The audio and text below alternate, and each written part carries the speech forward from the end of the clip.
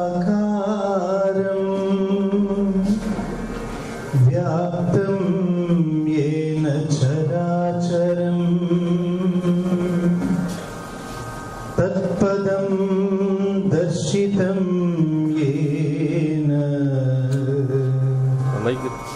तस्मै श्री गुरवे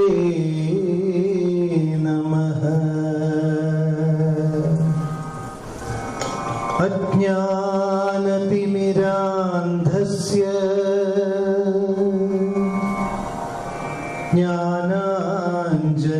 ज्ञानाञ्जनशलाकया चक्षुरुन्मीलितं येन तस्मै श्री गुरवे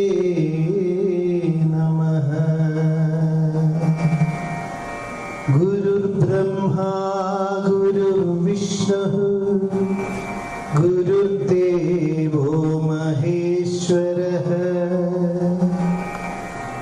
गुरुरेव जगत्सर्वं तस्मै श्री गुरवे नमः।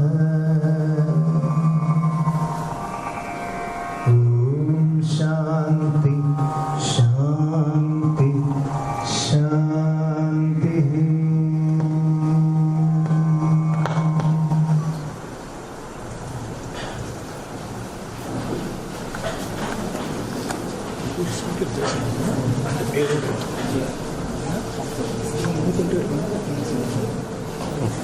So very good morning to all of you.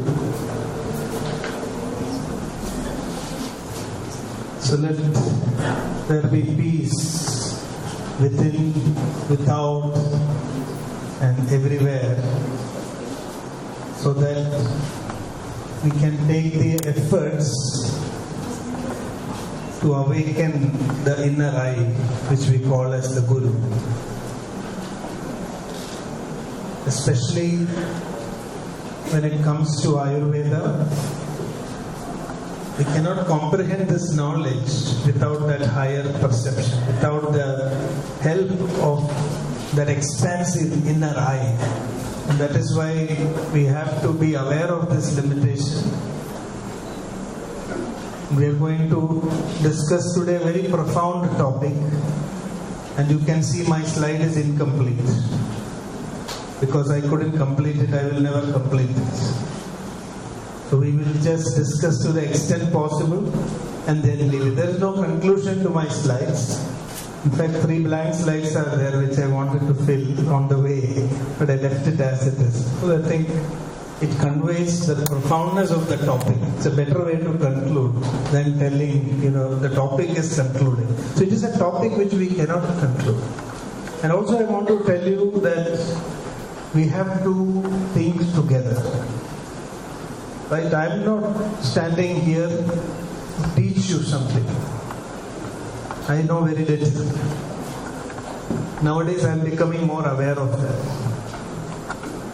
I think the more I become aware of it, a little bit more I will be able to know in the future. So now I realize that the whole time I spent the last 2.5 decades has actually been an attempt to learn and understand Ayurveda.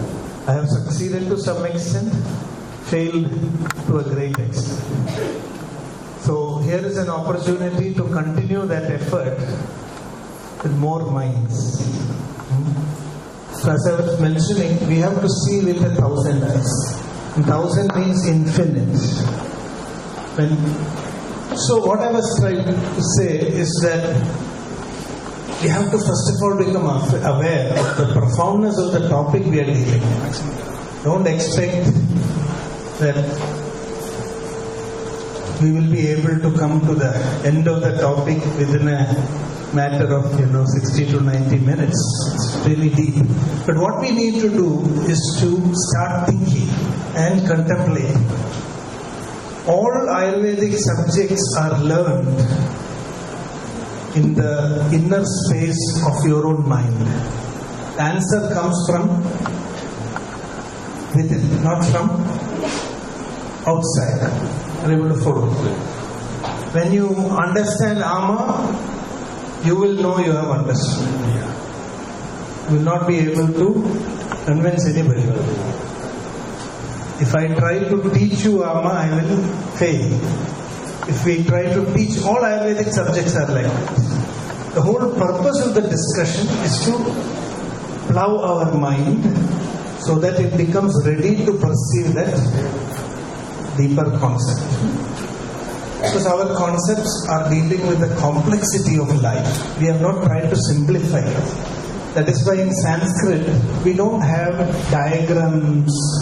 Sanskrit is this one language in which diagrams are absent in our manuscript. If you look Western way of writing, you will find sketches and figures of everything. Because that mindset is, you create a map of reality and you think the map is the reality. And we live in a world of maps, not in reality. Ayurveda, our sages did not want to make, they said we are already in Maya and we don't want to create another Maya. Then we will be away from reality. They wanted us to experience reality directly. So this happens in an inner silence. And all the purpose of our discussion is to create that inner silence, that clarity in which you will see. I was in a very long haul flight recently and there was a very nice movie. Normally I don't see movies. Many reasons. At home I will not be able to get to see the television at all because there are other people who have booked it. Anyway, it is good I don't get distracted. But when you have nothing else to do, and I saw a nice movie, it was about Srinivasa Ramanujan. And the name of the movie is The Man Who Knew Infinity. It's an exceptionally well-made movie. There are some really golden moments in that movie which reminds you of Ayurveda. Srinivasa Ramanujan had this problem that he was perceiving things without himself realizing. And there are encounters with this mathematician, his mentor in Britain.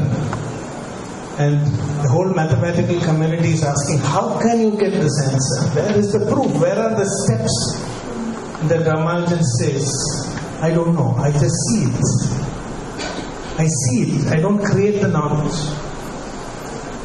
The knowledge of Ayurveda is also something which we see. And it's not something we create through a process of analysis. When our mind is prepared, we see it. So to learn Ayurveda means to prepare our mind to be able to feel and experience the concepts. Okay, so let us try to go on this journey for a few minutes. Let us try to put all our minds together and try to get a glimpse of what our acharyas have spoken about through these words, Agni and Ama. In Sanskrit, the words are very powerful. They will not utter a word. When you utter a word, it becomes sacred because it is a pada, and the pada carries artha, padartha. And that artha can completely change your life. When you understand the artha of a pada, the whole goal of your life changes. So it is a language that transforms you. So you should not translate Sanskrit words.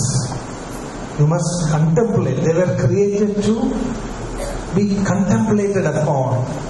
And as you think more and unravel its meaning, it creates a change and transformation in your mind. You create that inner silence in which you experience the knowledge of Ayurveda. It's just a warning. First, as we move forward, please keep this in mind. So, our topic today is an explicative. I don't know whether I can justify that expectation. An explicative analysis of the role of Agni and Ama in clinical diagnosis and treatment. So, it's a very important topic because these are the conceptual, cornerstone of Ayurvedic practice.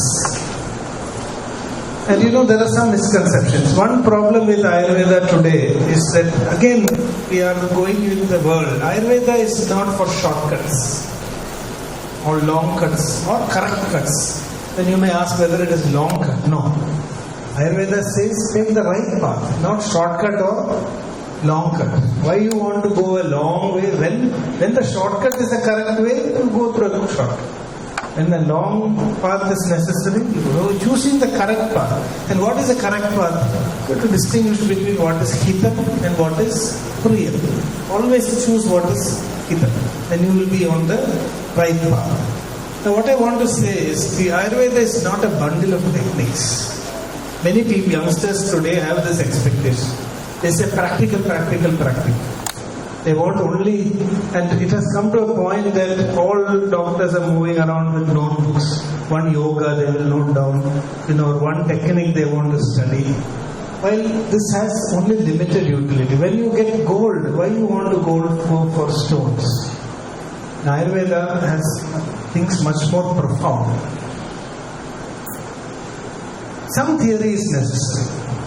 See, can you draw a picture without a board? Is it possible? Can you draw a picture without a board? No. You need a wall to draw something. Theory is just like the wall on which you do your practice.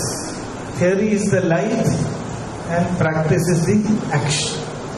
Practice without theory is like trying to work in darkness. So the whole focus is on the practice. And another thing I want to say, Ayurveda is not just a medical science. One of the biggest limitations of Ayurveda today is the professionalization of Ayurveda as a medical profession. Right? Ayurveda should be learned by the common man. Ayurveda is knowledge for the protection of life. So we must have this broad perspective in mind, and we will go into the topics and expand our idea of what is practice. You have to bring a balance between good theory and practice. The reason is the success, that is the meaning of the word Samsiddhi. Samsiddhi means acting with correct insight. Okay. See, you may be an expert in doing Panchakarma, Svedana, massage, perfect massage. But your results may be disastrous. Like for example, different types of massages are mentioned in Ayurveda. Samvahanam, Mardhanam, Udvartanam. These are all different types of massage. Is Abhyanga massage? Let me ask a question. This is why words are very, very important. Most of the time we fix some meaning for words, and the original word is forgotten, meaning is forgotten, and action also goes wrong. See, suppose you put a board opposite direction leading to Ayurveda college on the road, you put in the opposite way. It was put this way, somebody came and just shifted it that side. Now everybody who wants to come to Ayurveda college will go in the opposite direction. This is the power of a wrong theory. This is the power of a terminology wrongly understood. So is Abhyanga massage? Now you have a doubt. So the Indian nod, the Indian nod is very famous. Yes and no. But I tell that it is the Ayurvedic nod, not Indian nod. Because in Ayurveda, nothing is good or bad. So, two reasons you will get the nod. One is lack of confidence, lack of knowledge, confusion, you will do this. But when you know also very well, your nod will be the same.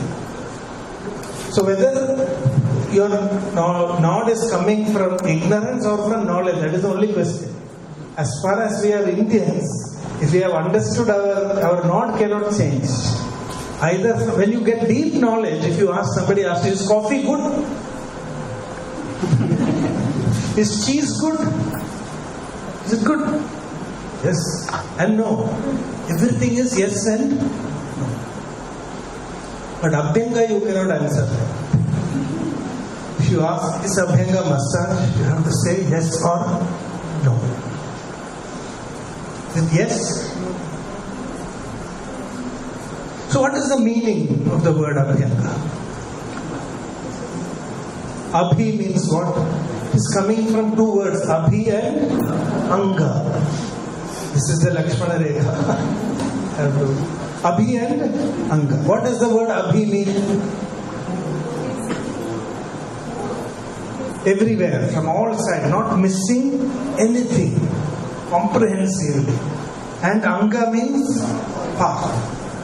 Abhi Angam Pradi. What? Taila. What? Taila, what do you do with the taila? You just apply the taila on the body. The word Abhyanga doesn't mean that you have to do a massage. It only means application of oil. That is why they have used different words for massage. Samvahanam, Mardhanam, Udvartanam, Adakhadam. All these different types of terms are there. And each of them have a context in which they are effective.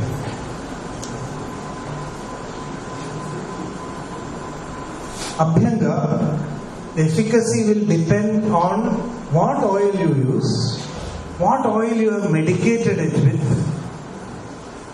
to which time of the day you have applied it, how long you have kept it, what is your constitution, whether you have eaten before doing Abhyanga or you did it in empty stomach. So look at factors determining the efficacy of a simple procedure called Abhyanga. Abhyanga is, in Malayalam we call enna tepa. There is a term called enna tepa. This is a good interpretation of Abhyanga. It means no massage is implied. See, you can know that Abhyanga Majare Nityam Sajara Sharama Vada. This is a self-application or by somebody else. Every day you can get a masseur to come and massage you. It's not possible. Tam kritva anusukham deham mardayecha. There it is. Tam kritva anusukham deham mardayecha. Anybody? Samantada. Where it is coming from? Quick, loudly. Somebody can get up and... Dinacharya. Very good. So what is it talking about? Tam kritva. What? After doing what? Vyayama. Tam kritva anusukham means in a way that is very comfortable. Mardayedcha samantada. So definitely Mardana and Abhyanga are different, isn't it? In Abhyanga you have been told just to apply the oil. And then after doing Vyayama you have to do the massage. Okay. So now my question is, what is Samsiddhi? How will you get Samsiddhi? This is the question that you have to ask. It's a very nice topic. Everything that you give to a patient, you have to keep asking, how will that create a Samsiddhi? Will it create Samsiddhi? The Samsiddhi is not in the procedure. I can do Abhyanga perfectly. So if you go to the SOPs, now new quality control people are coming, NABH or ISO or whatever. They come and do a video and they say, perfectly done Abhyanga. But patient is in great discomfort after the procedure. It has fulfilled all the SOPs. They have put a cover on their head, face, mask, everything is there. New cloth has been changed, the table has been cleaned. SOP is perfect, 100%, 200% perfect. But patient is in great agony. No Samsiddhi. Why? It was done in the wrong time. If that patient had taken a full meal before Abhyanga, this procedure to do it will result in problem. If the wrong oil was used, that same procedure will create a problem. So the success is not in how the procedure is done. 95% of the success is on deciding which procedure to do where, with what, in what context. Matra kalasraya yukti siddhir yuktau pratishtita. This is what Charaka says. The matra, the quantity, deciding what and how and where, and kala, the time. What type of abhyanga? That is the matra. In what form and what time you have to administer. That is yukti. And siddhi is in yukti. So what you have to learn? You want to learn how to do this massage alone, or which is more important? The drishti. The drishti which tells you what to choose. The success in Ayurveda is in picking the treatment, picking the medicine. 95% success is on that. 5% success is on the procedure. So procedure you can easily learn. The first time you do it may not be perfect. If you repeat it 100 times, you can easily become an expert, isn't it? But the other one, if it is wrong, then how much ever you become expert in doing it, it's completely wrong. Today surgery has become like that. There are expert surgeons. They are itching to cut people. So whether surgery is needed or not, our organs are removed in kilos and tons. So I want to tell you, doing good practice is not just about learning techniques or knowing yogas. This is good for this disease. That is not the way. That is not the message of Samsiddhi. The message of Samsiddhi is Samyak Prayogam Sarvesham Siddhirakyadi.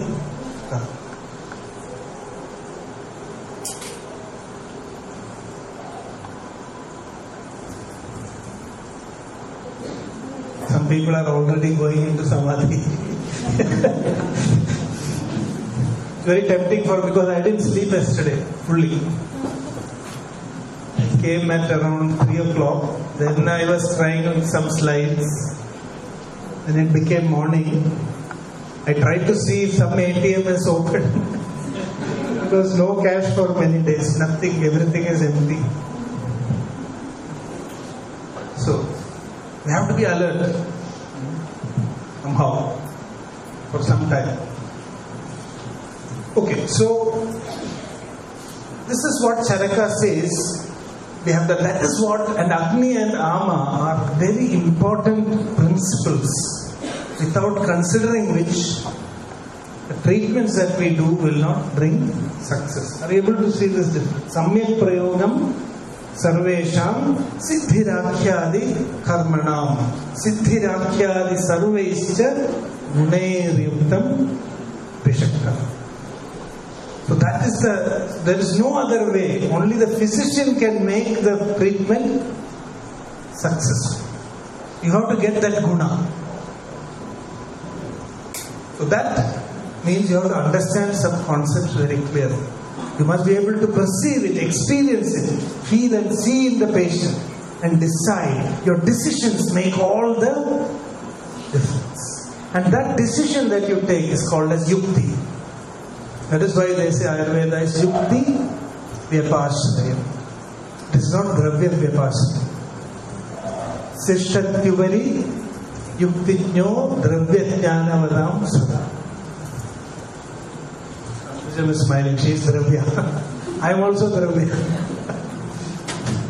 but I forgot when I studied Dravya.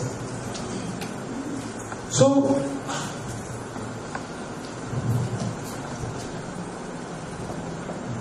the fulfillment of a clinician, this is what we need to achieve.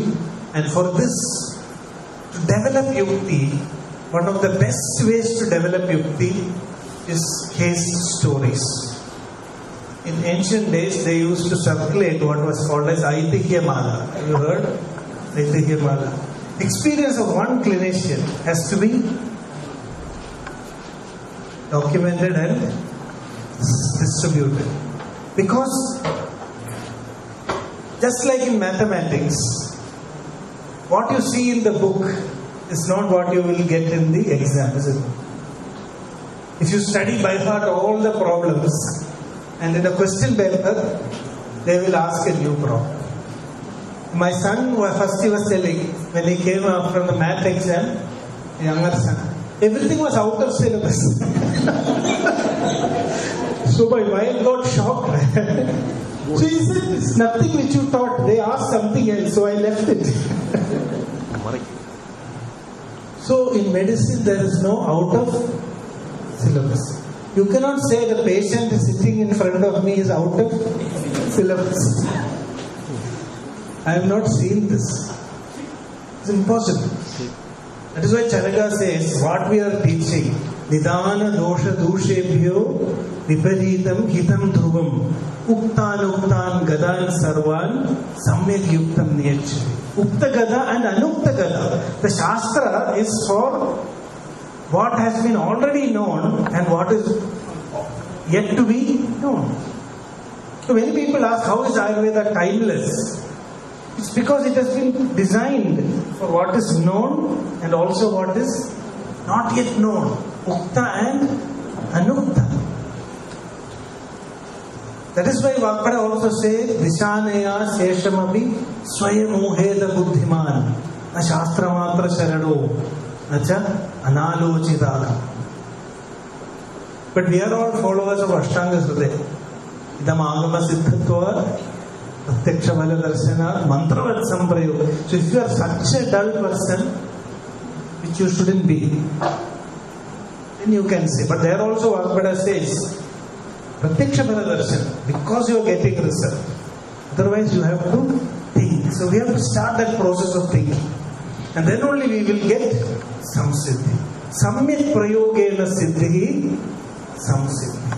So Samsiddhi is that spark which is called in Ayurveda as Pratipatti.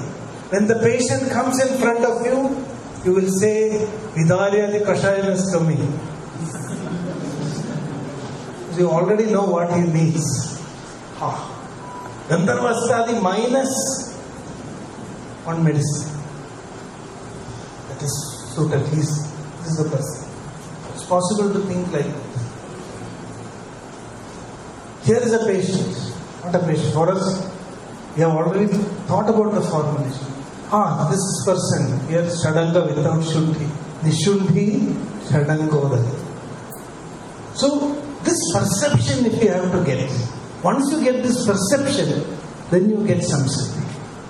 Otherwise, no use. Kurvandu yajnani bhajandu devata. You can do all those things. By heart all the slokas, go and make medicines, stand on your head, and nothing will happen. And patient comes, wrong medicine was given. So, without knowing the yukti, you will never get the success. So we are going to get into Agni. Agni is everything. I am getting very inspired and touched when I utter the word Agni, because the whole Rigveda begins with Agni Nile Purohitam Yajnasya Devam Rutvijam Hodaram Ratna Dharam. The whole world is burning. Can you see it? Then you are beginning to see Ayurveda. When you are an Ayurvedic physician, you have an alarm that never stops. You know what that alarm is? Fire alarm. Everything is on fire. For an Ayurveda Vaidya, everything is on fire. And he wants to keep that fire under check. You must feel this, you must see this. When you see people, you feel that compassion. Oh, he's burning. Of course, Vaidya is also burning. He may burn and go first.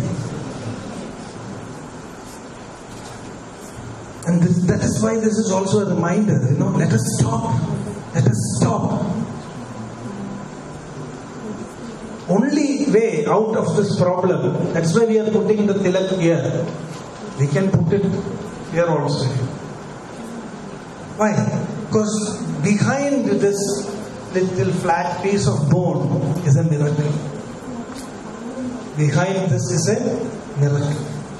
The only tool you have to escape from this fire called life. Life is a fire. We have been. And what is behind this? The frontal cortex, the seat of imagination, the seat of all creativity. So when you put this, you realize if you want to escape from this fire, you have only your own imagination and the power of your thinking to help you. So every day when you do this, this is what you are. And the power of Agni is what? One of the beautiful verses in Ashtanga Hridaya. I was shocked because I thought Ayurveda means it will tell always under control, don't eat that, don't eat this. I was very fed up when I started learning Ayurveda. But here is Vagbhada saying, have you heard this verse? Etat prakrityaiva viruddhamannam samyoga samskara vasena chedam ityadya vijnaya yadheshta cheshtaha charanti yat sagni balasya shakti. What is a big discovery? That if you can keep your Agni in balance, then you have no rules and regulations. No viruddhanam. All the theory, dietary, matra siddhiyam you can forget. If you have Agni on your side. You can eat all the ice cream, you can eat all the pastas, pizzas. And Agnivesha also asks this question to Atreya. You have told all these things, you shouldn't eat this, you shouldn't eat that, that is Samyoga Viruddham, this is Samskara Viruddham, this is that Viruddha, 18 types of Viruddhas. And Agnivesha tells people are eating all that, nothing is happening. Why? So Ayurveda is of no use. And then Atreya answers, he says, that is the power of Agni. These people, ityadya vinyaya, without even knowing what these things are, people lead a happy life and they are not affected. This is because of. And if you can keep Agni in balance, then you are able to withstand all kinds of stress in the environment. So the secret of preserving life is the secret of preserving and balancing. And that is why in Ayurveda, our real treatment is Kaya Chikitsa. And now you know the definition. Kayasya Antaragni Chikitsa. Kaya Chikitsa is coming from a very deep perception of Agni. Now I want to tell a little theory before we go into the practical elements. So if you look at modern medicine, you see everything is explained on the basis of molecular interactions. They will give you a chemical equation. Biochemistry. This plus that is equal to, is worse than mathematics. Mathematics at least you can predict to some extent. Biochemistry you cannot predict also what will happen. And so if you think in this mode, it's very difficult to understand Ayurveda. The problem with Ayurvedic people today is we are thinking in two modes at the same time. Mostly in the biomolecular mode. So we try to get an explanation of Ayurvedic concepts in terms of the biomolecules. Then it becomes very confusing. See, in Ayurveda, it's based on the understanding of the guna matrix. And I want to just give you a simple idea. I'm not going into too much theory here. See, the guna matrix, you can consider as the environment in which molecular interactions are taking place. Okay. Molecules are not interacting in thin air. They are interacting in a matrix. No, there's an environment in which they interact. Now you have two ways of interfering with this process. Either you work on the molecules or you work on the background matrix. Are you able to follow what I am saying? Matrix means, for example, in a given matrix, temperature is a criteria. Temperature is one of the most important criteria which will influence the way molecules interact. Yes or no? If temperature increases, the rate of chemical reactions will increase or decrease? Increase. If temperature comes down, rate of interaction will come down. Is it not? So, temperature is a matrix and molecular reactions are what happen inside the matrix. So, which is more powerful? Interfering with the molecules or changing the matrix? Changing the matrix. If you look at Ayurveda, there is no molecules described. We talked only about the matrix in the language of the gunas. We are wanting to change the matrix because the matrix is more complete. Without changing the matrix, if you interfere with molecules, then it can have that is why all modern interventions are having side effects. Because the effect is not translated to the whole matrix. The effect is only in one part of the matrix. Is this point clear? That is why we say Viryam. What is Viryam? Ya kriyate kriya. Na Viryam kurude kinjit sarva virya krita hisa. Unless there is a shift in the matrix, either to the Ushna or Sita side, no chemical reaction will be initiated. So when we say a dravya is Ushna Virya or Shita Virya, we are talking about its ability to bring a shift in the matrix or environment of your body. So the drug which is Ushna Virya is going inside your body, changing the matrix first, and then triggering a series of biomolecular reactions which will happen only in that matrix. So if you are using a formulation which is very carefully crafted, each Ayurvedic formulation is a device with which we manipulate this guna matrix. Very complex mathematical calculation, how to manipulate the matrix. If you manipulate the matrix in this way, then these reactions will take place. So we are not worried about the reactions, we are only worried about the matrix. So let us understand from this point of view what is happening. See, the body, any structure to be stable should have a little bit of theory is needed, without which Samsiddhi is not possible. Are you able to follow? I try to simplify something, trying to do it. The result of because I always get confused between molecules and gunas.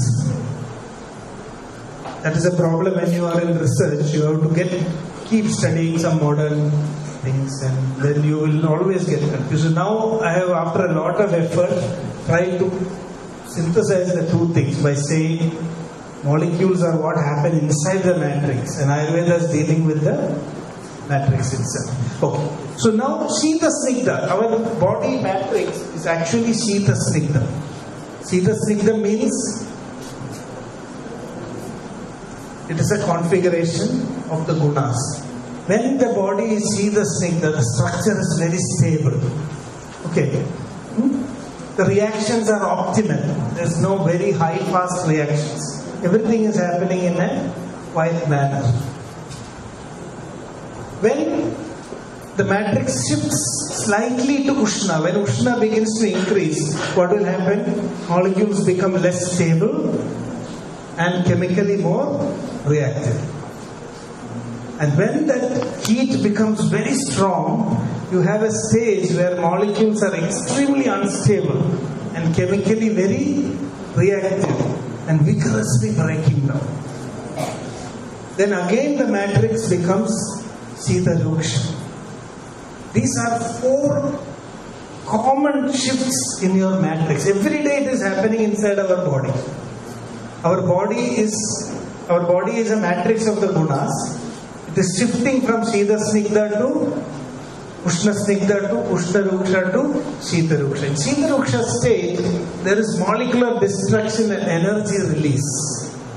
Okay, is this clear? I don't want to spend much time on this theory, but just as a background refresh. So what we call as kapha is nothing but the matrix in its Shita Snigdha state. Body structures can be preserved only when the matrix is in a Shita Snigdha state. When it is in Ushna Snigdha state, we call it as Pitta. When it is in Ushna Ruksha state, we call it as Agni. And when it becomes Shita Ruksha, we call it as Vata. Some parts of your body are naturally Shita Snigdha. Some parts are naturally Ushna Snigdha. So this part is a Shita Snigdha matrix. Here is Ushna Snigdha and below is Shita Ruksha. And in the center here it is Ushna Ruksha. Now if you take day and night, okay. There's one more concept I need to explain before we go into the applied aspects. We again make a mistake of comparing Agni with enzymes and fluids. The confusion. So Jatara Agni we will say gastric juice. Dhatu Agni we may say some enzymes. Bhuda Agni. What is Bhuda Agni? I forgot these things now, how we are explaining. What is Bhuda Agni? Loud. No, the modern correlation I am saying. Huh? By Bhuda Agni. Bhuda Agni. I never heard of that before. But I want to tell you conceptually what it is. See, everything has Agni inside it. Do you agree? Everything is burning. That is why everything is decaying, is it not? But if you leave it as it is, it will gradually disintegrate and go. If you want it to be disintegrated fast, what you have to do? You have to apply heat from outside. So you look at the matchstick. You took a matchstick and burned the paper. Once the paper catches fire, you throw away the matchstick. Is it not? Now the paper is burning on its own. What is Jatara Agni? Jatara Agni is like the matchstick. And what is Bhuta Agni? Bhuta Agni is the fire inside the paper. Are you able to follow? If you want to burn something, you need to apply fire from outside, isn't it? If you want a paper to burn, you have to light it from outside. But once the paper catches fire, you don't need to keep holding it. The paper will burn on its own. So what has happened? The fire from outside activated the fire inside the paper. Are you able to follow? Is this clear? So the paper that was hiding inside the fire is called as Bhutagni. So when our food is digested, when you take food, Bhutagni is the Agni inside the food. Bhutagni is the Agni inside the food. Jataragni is the Agni which works on the food. So when the Jataragni activates the Bhutagni in the food begins to disintegrate. Are you able to follow? All the food that we take is actually broken down by the Bhudagni inside the food itself. So the destruction is fast. If you keep that food outside, it will also get destructed. But it will go in its own pace. But if you put it inside the Jataragni, it will happen very quickly. So our idea of Bhudagni, please don't compare it with enzymes or... That is not the idea in Ayurveda. And what is Dhatwagni? Dhatwagni is nothing but the Agni inside the Dhatus. The Dhatus are continuously burning. Why it is called Dhatu? What is the difference between Dhatu and Bhuta? Dhatu. See, a Bhuta system will be reduced to the Panchama Bhutas. By its own Agni, it will get reduced to the Panchama Bhutas. Dhatus, even if it is burning, it will not get reduced to Panchama Bhutas. Dhatus will resist that destruction. That is why we say, what is it doing dharana? It is preventing itself from becoming Bhuta. See, this part is a little difficult. You have to think very, very carefully. I will repeat it again. If you have any doubts, you can ask. Because once these 2-3 concepts are clear, we can go into the application. See, we say when a person is dead, in Ayurveda we say, Panchatvam Gataha. Why do we say that? Because now the Bhudagni starts to work. See, now Bhudagni is not, we are not allowing the Bhudagni to work. Dhatugni is working. So that your body is not becoming Panchabhuta. If Bhudagni is working, your body will become Panchabhuta. What is gangrene? Gangrene is a point where Dhatugni is lost. And then that portion becomes, only Bhudagni is working there.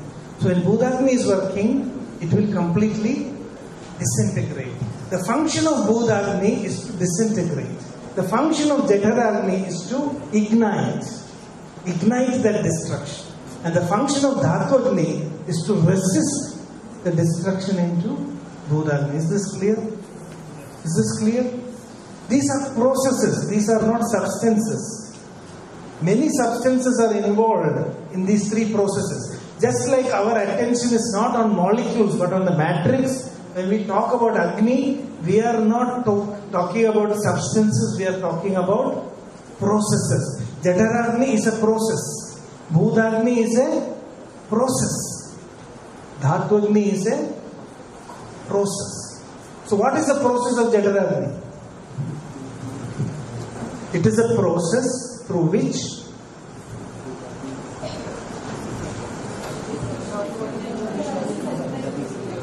one person, can you stand up? I want to make sure you have understood. Jataragni is a process in which what happens? Dhatwagni or Bhudagni? So Jataragni is a process in the body in which many things participate. Through the process, the Bhudagni in the food is activated. Without activating Bhudagni, carbohydrates cannot be broken down to the constituents. What are the constituents of carbohydrates? Polysaccharides, monosaccharides. How will it break? Because the Agni inside that food is ignited. The bonds are broken. Then it becomes that substance. Is it clear? Now, the food that is broken down by Jataragni becomes the source for preserving the Dhatwagnis. Dhatwagnis will get destroyed due to Dhatu Chayam. When there is Dhatu Chayam, that is the critical point where Dhatu now loses its ability to sustain itself. Kshina Dhatu is there, Pushta Dhatu is there.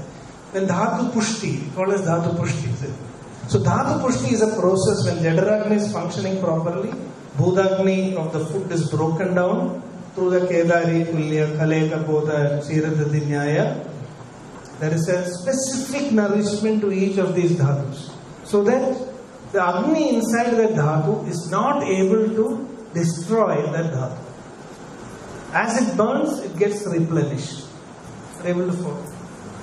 That is why we say in our treatment principle, Brahmanam, Deepanam Chagne, Srotasam Cha, Vishodhanam.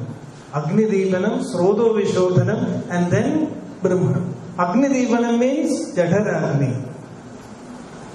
Is that clear? When Jadharagni functions properly, the Bhudagni of your food will be completely, your food has to be broken down.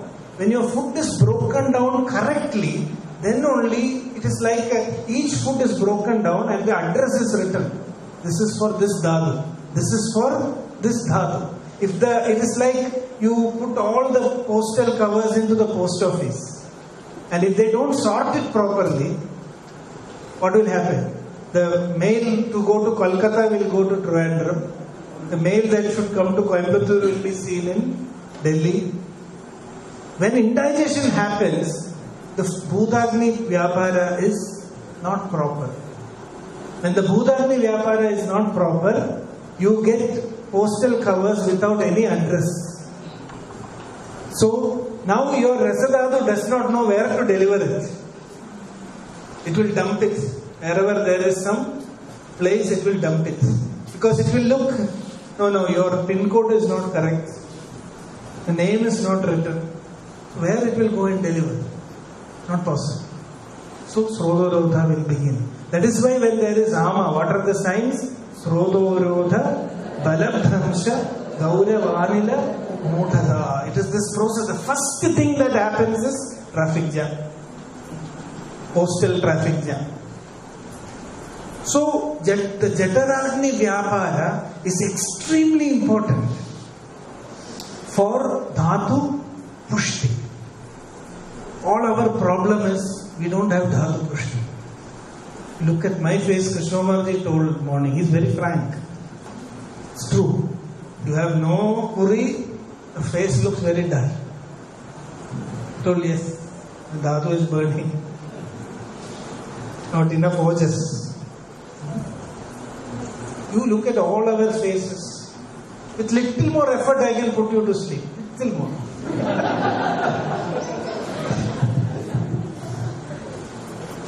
I can increase the Bhudagni very easily with my talk. You will not go to sleep. The dhatus are not sampushed. Lot of traffic block is there. Food that you have eaten has not been digested.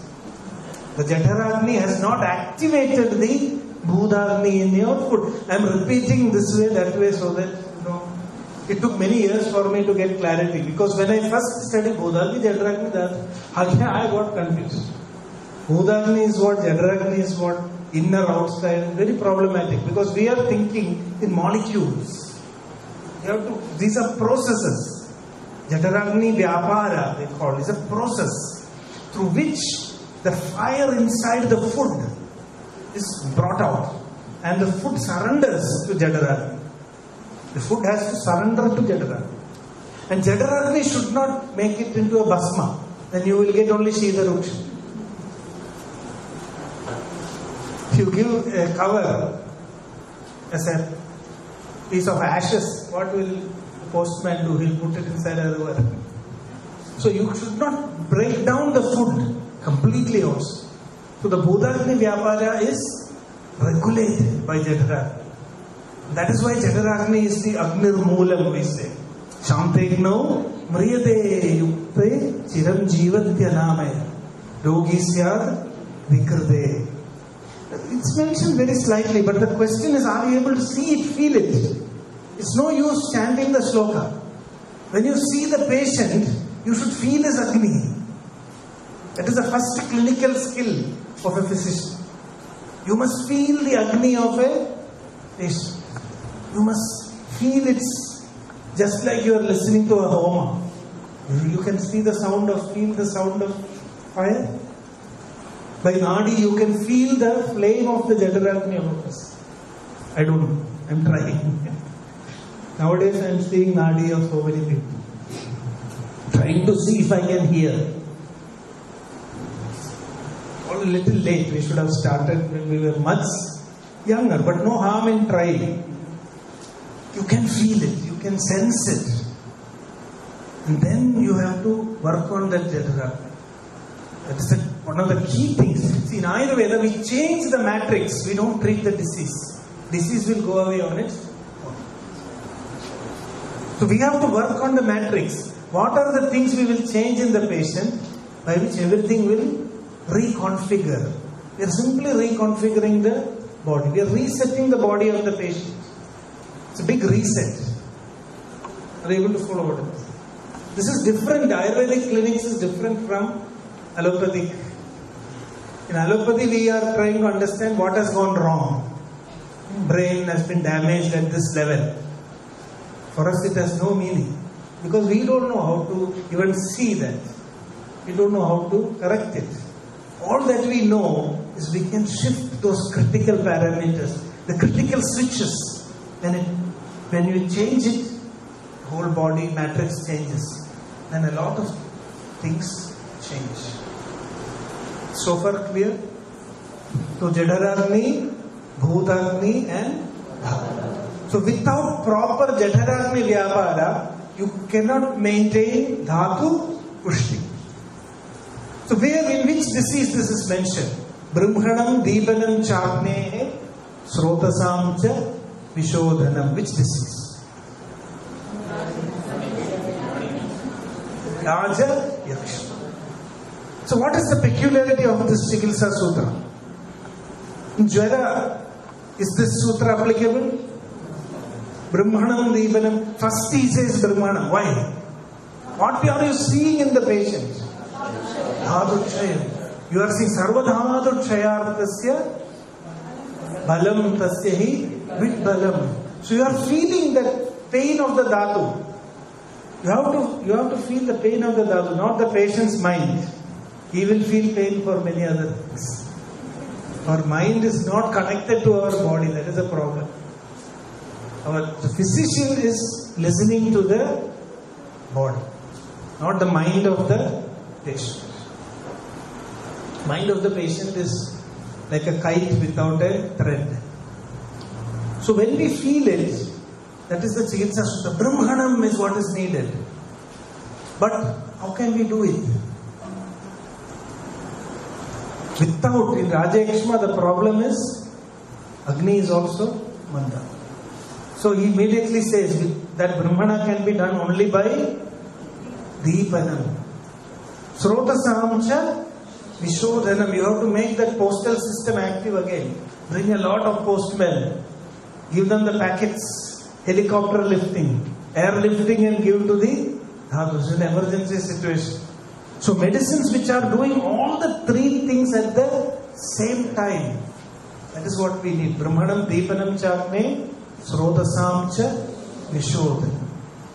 But in Jwara, what will happen if we do the same medicine? What is the situation in Jwara? There is a specific condition in Jwara. Okay, Amashesto Hatvagnim Samo Margan Vidhayat Vidadhati Jwaram Doshas Tasmat Kurveda. There is another important thing. Lankhanam Swedanam Kalo. Why that Lankhanam became the Chikitsa Sutra in Jwara? See, this is how we have to understand the application. I am trying to tell many things because we don't have time to go systematically everywhere. Just giving an overview. The condition of the Agni, we have to feel. Then the Prayoga will become correct. That is Samsiddhi. So, Samsiddhi is based on the perception of what is happening inside the patient. So, in Jwara, what will happen? Amena Bhasmane Vagnau Channenam Na Vipachate. Tasmad Adosha Pajanad Jaritan Upavasayet. So here the whole task is, your focus is directly on Agni, because Apachyamanam Bhaishajyam Bhuyo, very good, Jwalayati Jwara. Here is a condition of Agni where you cannot even give a medicine. So the main method of treating Agni is different in different conditions. You cannot give Shuddhi in all the patients and say Agni will increase. That's not the method. So that's why we are saying, finding out what is the prayoga that will activate Agni. You need to understand the condition of Agni, Srotas and the Dhatu at the same time. So which is the medicine, beautiful medicine which we are saying? In Jara fine. First we started with Brahmanam, Deepanam Chagne, Srotasam Cha, Vishodhanam. So what is the medicine which is mentioned there? Indugandham came later. Shatpalam. Chira Shatpalagradam. So Chira Shatpalagradam has the property to do all the three things at the same time. Brahmanam, Deepanam and Srotasam. And that is what later, that is what Krishna Kumarji wanted on my face. He wanted my face to look like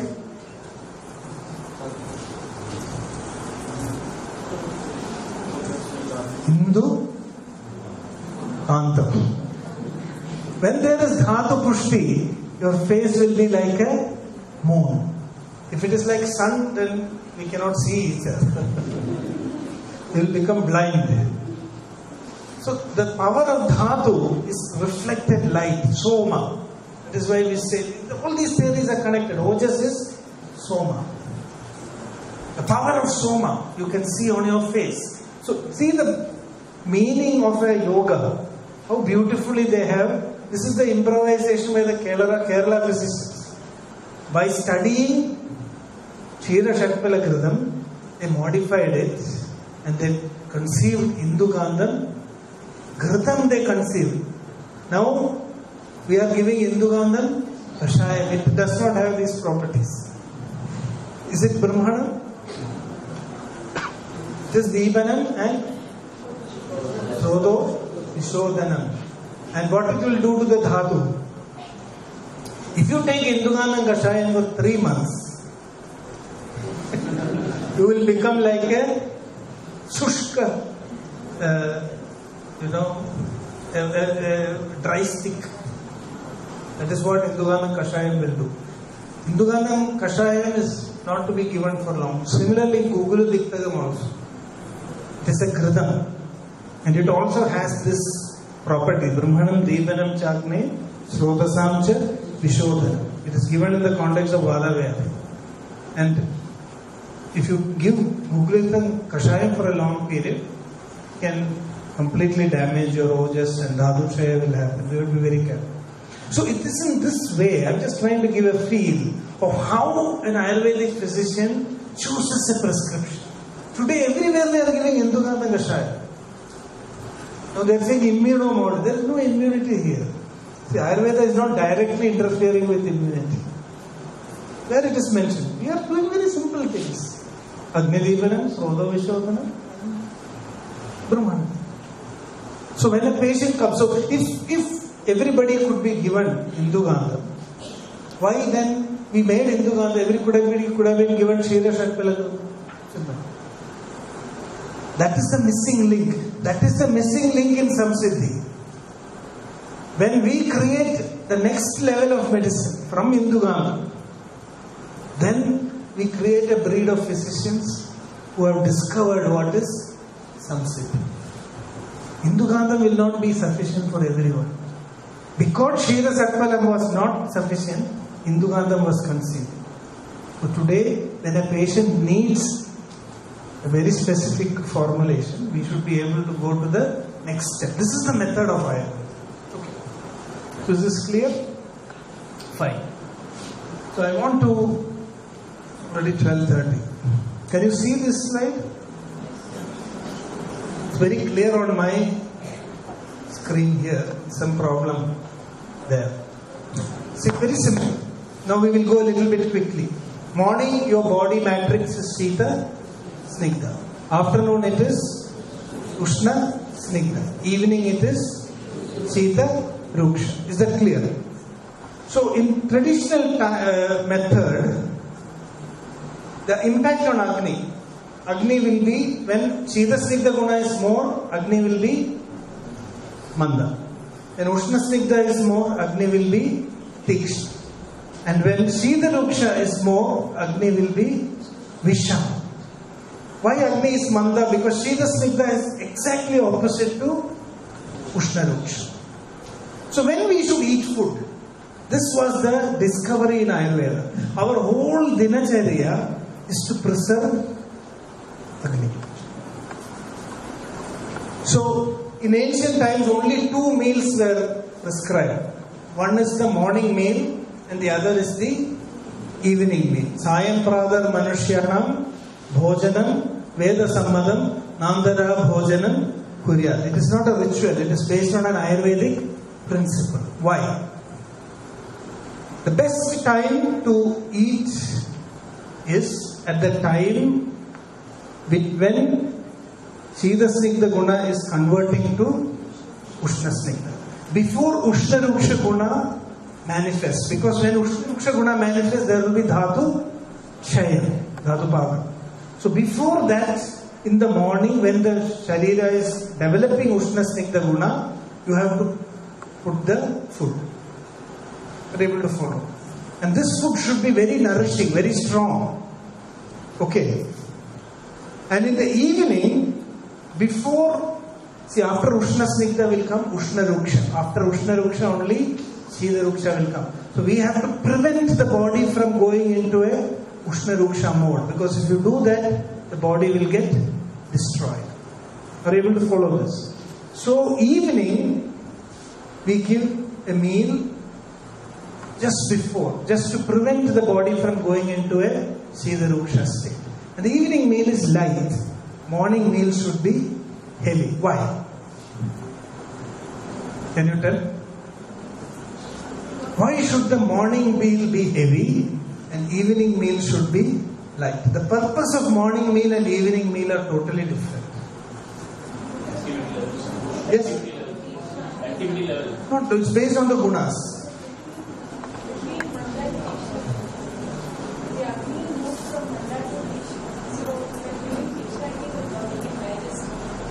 Because the Agni in the morning is an Agni which has enough fuel to burn. Because it is coming from, it is Shita Snigdha burning. Whereas the evening Agni is an Agni which is dying. The morning Agni is an Agni that is awakening.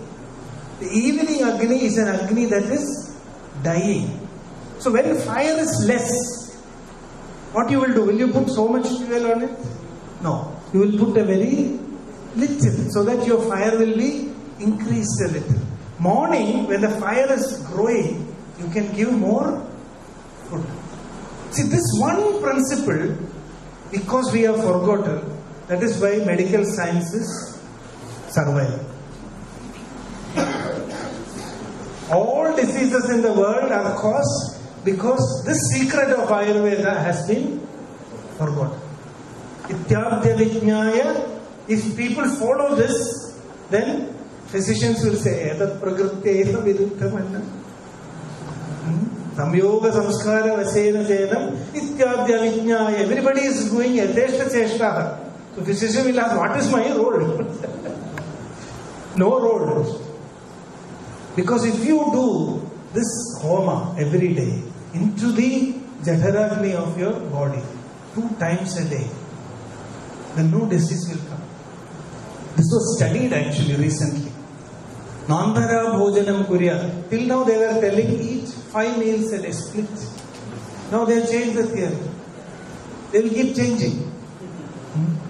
But since many thousands of years, this theory has not changed. Pradarashe tvajirnevi sayamashona dushyati. What does it mean? Even if you eat more food in the morning, even if it causes some indigestion, sayamashona dushyati. So eat as much as you want in the morning. Don't skip breakfast. Very important. But don't eat very early. When you wake up, you have to do some things before you can. Okay. This is why you can see clinically in any disease when patient has no appetite, but you have to feed him. When you should give the food?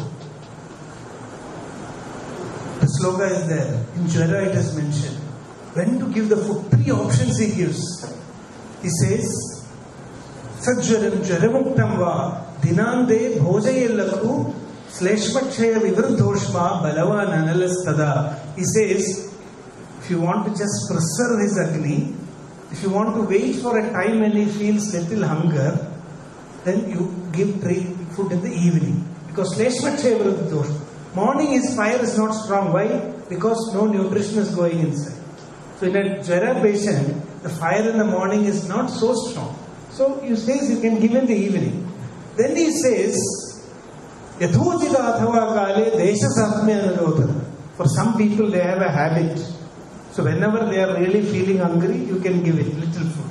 But then finally he concludes, if you have a doubt, prag alpamanyar bhunjano nahyajirnena vidyade. So even if a person has alpa agni, if you give him food in the morning, then there will not be any ajirna. This is a very, very important principle. Is this clear? So, ajirne sayamashetu pradarashohi dushyati. So this was the fundamental principle in Ayurveda for Agni Samrakshana. So our entire Dinacharya is based. Now there is an interesting thing. Outside, the situation is different. When Sita increases outside, Agni will increase inside. When Ushna increases outside, Agni will decrease inside. In Visarga period, Agni gets stronger. So you have to take heavy meal in winter. So heavy meal in morning and heavy meal in winter. So if you are in winter and in the morning, heavy meal. So in the Adana period, Agni gets weaker, so we must eat light meal in summer. So evening in summer, light meal.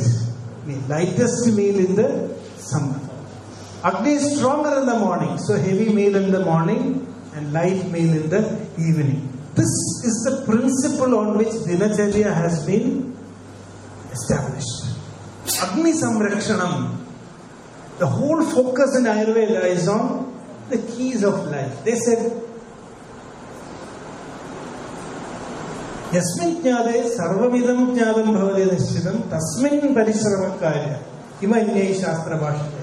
Said many things are there about the body. If you start looking at everything, there is no end. We will tell you the keys. With this, everything else is controlled. If you control Agni, everything else is controlled. See, you go beyond Viruddhahara also. Because all today Ayurvedic physicians are talking about Viruddhahara nowadays. Oh, you have eaten Viruddhahara. Now one person comes, I have eaten all Viruddhahara, nothing else. Now what you will do? So, that is the challenge before us. One day somebody who loves, I tell, when you go to Europe now, there's a clash between allopathy doctors and ordinary people. Argentina it is there, Germany it is there. Not everybody is learning Ayurveda there. Here, Ayurveda people also don't want to learn. That is the difference. There, everybody is fighting. So doctors are telling, medical doctors, we should learn. Because we are the professionals. Then therapists will say, no, we also have to learn. Common man will say, they also have to learn. So there, allopathy doctors, they want to control. Here, allopathy doctors, you tell them learn Ayurveda, they will throw you over. They don't want to learn. So, the time is going to come, if the common man begins to understand these principles, if they bring very little change in their lifestyle, our profession is gone. So don't become too proud or, say we are doctors, Vaidyas. Be humble. The day is not far away when the whole world begins to listen. Ayukkamaya manena dharmartha sukha sadhanam ayurvedopadeseshu vidheya. When the world listens to it, Vaidyas will disappear. Vaidyaraja namastubhyam yamaraja sahodaya. They will flush us out. So better at least we follow keep our life safe. Our career, we don't know what will happen. That's what I feel. So that is why he told four things to preserve Agni.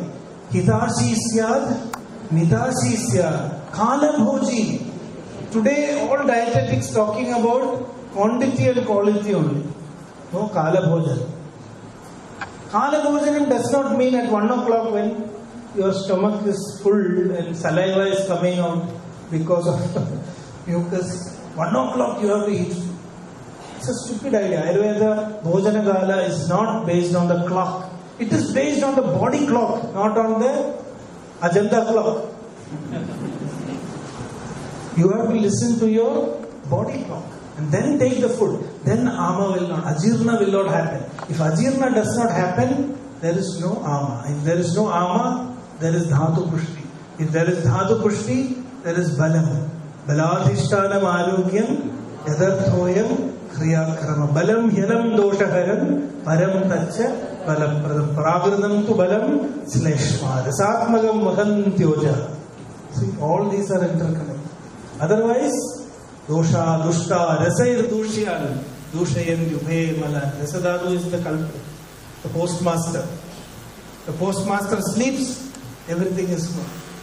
Rasayanehi prabhadyashu dosha dehe vikurvate. So preserve the quality of rasadadu. What does Sushruta says? Rasajam purusham vidya. Rasam raksher prayatnada. Annat panartha matiman. Achara chavi atandrita. So that is the daily routine. After waking up, we have to remove waste, clean srotas, stabilize vata and increase alpha. This is the process of our dinacharya. So clean the bowels, clean the mouth. Clean the indriyas, again clean the mouth. See the connection? The mouth is connected to the upper respiratory as well as the alimentary tract. So once you do bowel movements, after that only brushing teeth is mentioned. Today we wake up with the brush. And after few brushes only we will see our face also. But Ayurveda says first, this is based on the idea of the gut microbes and how the oral cavity help. It's inside out. So, then cleansing the sense organs, cleaning the mouth, then oiling, exercise and bath. So what is ensured? Agni, Deepanam, Srodo, Vishodhanam. And then only food is. This is the principle of protection of Agni. Agni, food should be eaten only when Mala Visarjana has happened, Srodasas have been opened, and Agni has been. So when is the time to bath? So what should you do when you get hungry? What you should do according to Ayurveda? You got hungry. You go to McDonald's immediately. Or at least to the bakery nearby. What Ayurveda says should do. See, all these are in the slogas only. If you don't remember slogas, you will not get it. Principle is enough. Principle won't come. Not our principle. What you should do when you get hunger, according to Ayurveda? All of you have studied Ayurveda, no? Madhurrasa, that is after food comes. What you should do immediately on getting hunger? It is mentioned. Atha jatanna panecho. Anybody can tell this? Atha jatanna panecho. See, everything about your body, Ayurveda has explained to you. We know more about our mobiles today. Less about our bodies. Ayurveda has told you how to watch your body and take care of its need. So what you should do when you get hungry? Time is going. Atha jadanna panecho marudakne sugandhi. Acharya says when you get hunger, do abhyanga. My God. Don't go to the hotel and eat. You have to do abhyanga. And a little vyayam. Then have bath, then only take food. This is for the protection of Agni. Abhyanga should not be done when there is ama in the system. This is a very, very important principle. Abhyanga is the biggest problem today with Ayurveda. Everybody is doing Abhyanga in the wrong time. Samsiddhi. All our spas and retreats, and at any time, midnight Abhyanga also is there, I think, nowadays. Any time Abhyanga. Walk-in Abhyanga. I've seen people, after meals, they are going and doing Abhyanga. This is a very important principle. Oil you should not apply on the system when there is a slight hint of harm. That is why he said, Atha jadhanna panechu. Only at that time. So please make it very, very clear that don't touch oil on any patient unless you are sure there is no trace of any ama in the system. See, with how much care Agni Samrakshana is done. Our whole dinacharya is based on this. Otherwise, bas. If you forget this, the next day, oh, he was such a nice person. Yesterday he had one McDonald's, one full burger, but today he is lying like this. There is no magic. Ayurveda says you can easily live 100 years. Jivema Sharada Satam. So if you die before that, it is our mistake. It is a warranty. We are doing things not covered under warranty. That is why you cannot ask. Okay. So now, few important things. Just another 5-10 minutes this time. Yes. What happens first? So if you follow all these procedures, I tell you, no doctor is needed. Where there is no doctor, a new book will come. Where there is no doctor. So this is not happening. So now we go into disease. I want to tell some important principles in clinical, how we handle acne. This was in Swasthavrata. Because without understanding that Swasthavrata concept, you will not understand even the clinical applications. So in patients, be clear. At least for patients, you tell them, eat twice a day. Shift the type of foods that they are eating in morning and evening. I have found in my practice, just by changing the food items from morning to evening. See, some people have desire for eating some things. You cannot stop it immediately, but you can tell them the time in which if they eat it, it is not so harmful.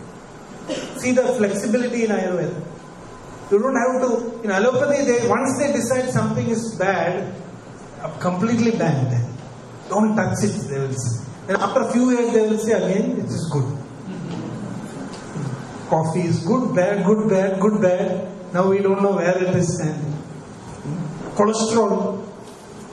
Cholesterol, now the question is they are asking whether you want your heart or your brain. Which you want.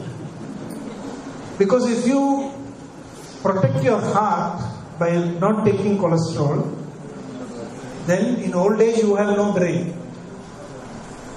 So it was is there in NIH website that people who had more cholesterol had less problems of brain in old age. That is if they survived a heart attack. Which means if you take more cholesterol, you are likely to die of heart attack. So if you save your heart, so many people say, better save heart, at least we will be alive without a brain. So, but Ayurveda says it's possible to have both your heart and the brain. And that is the concept of Agni and Ama. Without understanding Agni and Ama, we will not know how to use ghee, Sita Snigdham. That is why it is so a treasure for us. More important than in Madhurya Varga. Two things are mentioned first. What are they? Ghridam and Hema. Hema is what? Ladies are interested in Hema. Why? Why they are interested? Because their Sharira is Ushna Snigdham.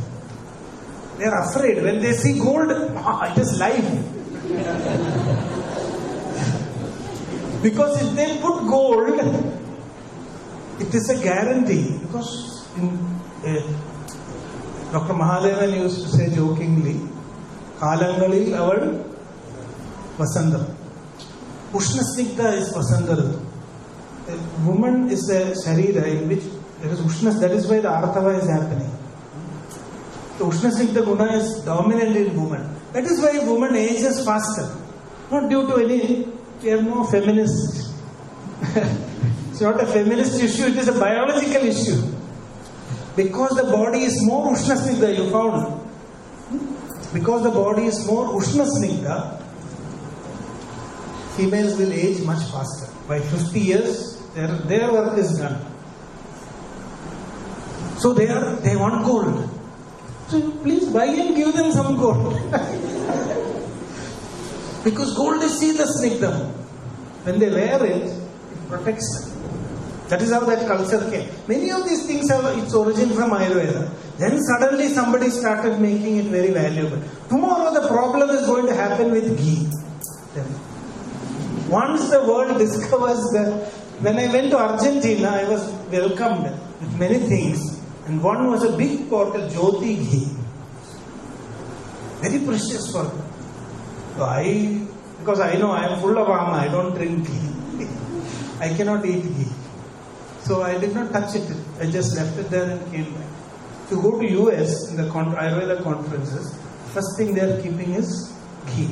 The world is beginning to understand. The only thing in ghee is Agni should be clean in your body.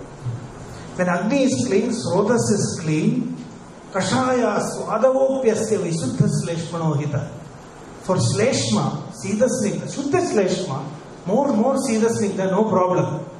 That is why in India it's become sweet culture. In India, everybody is eating sweet. If I eat Indian sweet, I will collapse. More powerful than alcohol, very strong. Why that culture came? Again, it is the idea of Shita Snigdha. In India, we had a lifestyle with which our Srotas was clean. I am telling the story of how India became the diabetes capital of the world. Indians were working hard. We didn't know how to make machines. We didn't know how to create cars. So everybody was working hard and eating a lot of sweets. No problem. Because Vishuddha Sleshma. One day, the whole culture changed. But our sweet eating habit did not change. So India became the diabetes capital of the world. So this is again a Kuprayoga. Madhura Guna, Madhura Rasa. It's the basis of life. That is why we say, Madhura Rasa, what it is told? Ajanma Satmyat Kurude Dhadunam Rabalam Balam. Gada also, all these things. Ajanma Satmya. That is the important thing. So what Ayurveda is trying to do, what happens first? That's my question. Agni balance or dosha balance? Balance. Agni is moolam. Dosha sarvevi mandegno. Roga sarvevi mandegno. Roga sarvevi jayende vego dirana dharanayi. Sarveshameva roganam nidanam kubita malaha. Which is happening first? That's my question. Agni? What happens first? Agni-mandya. How can it happen? Tair bhaved vishamas tikshno mandasya agni samay sama. The balance of Agni is based on the doshas. Definitely dosha imbalance happens first, then only Agni-mandya can happen. Is it clear? So lifestyle causes dosha vaigunya. Dosha vaigunya causes Agni-mandya. Agni-mandya causes this. Now we don't have much time. I just want to tell a few things about Ama and we will conclude. There are many things. My introduction became a little too long, I think. Because now we are into the clinical aspects of Agni and Ama. What is Ama? There is a big thing you have to understand, difference between Ajirna and Ama. One of the biggest problems for Ayurveda physicians, we did not understand the difference between Ajirna and ama. Ajirna need not become ama. Okay, this is one important point. And we cannot avoid ajirna always. See, what happens is ajirna, when does ajirna happen? When we take ahita, amita, akala bhojana. That is what they call as Vishamasanam, Samasanam, Adhyasanam. These are all characterized by Akala Bhojanam, Ahita Bhojanam and Amita Bhojanam. Okay. So suppose you took food in the wrong time. A time when your Agni was weak, you ate food. It produces Ama. No, it produces Ajirna, not Ama. Manda Agni will produce Ajirna. It cannot immediately produce Ama. After that your Agni became normal. So your next meal was okay. But what happened is, you gave Agni new duty. So the previous Ajirna remains there.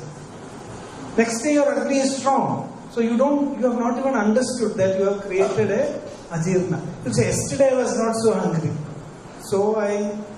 But today morning I am fine. But this is the mistake that we are making. It is in this way, little by little, we are building up Ajirna in the body. And when that Ajirna comes to a level which the Agni cannot handle, only then it becomes Ama. And Ama is of two types, Koshtagada Ama and Dhatugada Ama. And Koshtagada Ama produces acute problems.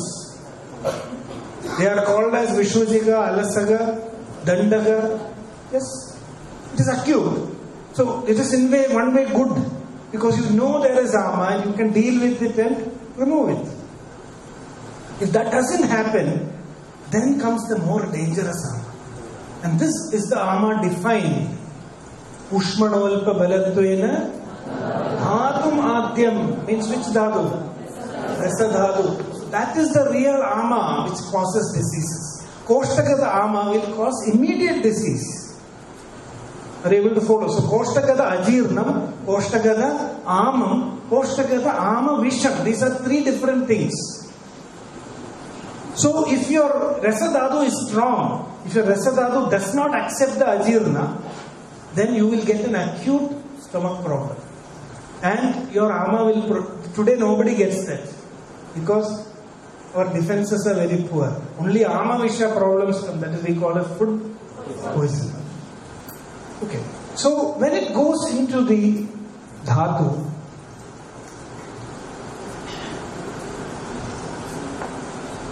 then comes the block.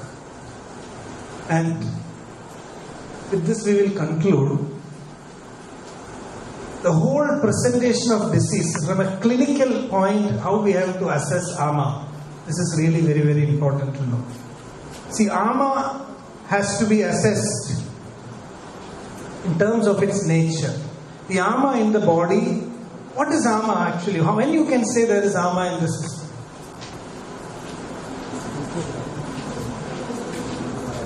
Ama is coming from the Sanskrit word Amagatau. Amagatau means that which moves. Ama means that which does not move. So Ama is anything which the body cannot transform or eliminate from the system. Please never translate Ama as toxin. How many of you will translate Ama as toxin? Many people are doing it. They will say Ayurveda give detox therapy. What is detox therapy? Or cleansing therapy. Ayurveda has never told that you can clean the body. Malojitatvat dehasya. Malojitatvat dehasya. Nobody knows. First the nourishment has to go. Yes. Very good, excellent. Please give a applause. We are eagerly waiting for people to tell at least once look. It's a very important thing. You can see the way Ayurveda is projected today. Come and clean your body. Ayurveda is telling body will never become clean. But our clinic is telling it is dangerous to make the body clean. Maloji Tattva, because body is accustomed to Mala, cleaning it is harmful. So please don't call Panchakarma as Detoxification, bio-cleansing, these are all wrong. Detoxification is Agada. There is another branch called Agada. And when Ama becomes Ama Visha, then you can call it as a toxin. Our terminology should be very, very clear. So Ama, you can just, it's like a metabolic byproduct, which is interfering with the natural metabolism and the stability of the dhatus. And what we are trying to do is to bring the Ama back into the system or safely eliminate it. This is what Panchakarma and our Dankana treatment is doing. We want to see if we can take back that Ama first. Because it is neither dhatu nor mala. When it is neither dhatu nor mala, you cannot call it toxin. You can either bring it back into the dhatu system or you can convert it into a mala and you can remove it. The last point I want to say is that it's very important to know in what state the Ama is in your body. And these states are called as Leena, Alina, Chala and Achala. Then Bahu, Alpa and Madhya. When a patient comes, this is the assessment based on which we can decide what treatment to give. What is Leena Dosha? Leena Ama. In Leena Ama, the Ama is inside the Dhatu. So Leena Ama causes what you call as a silent disease.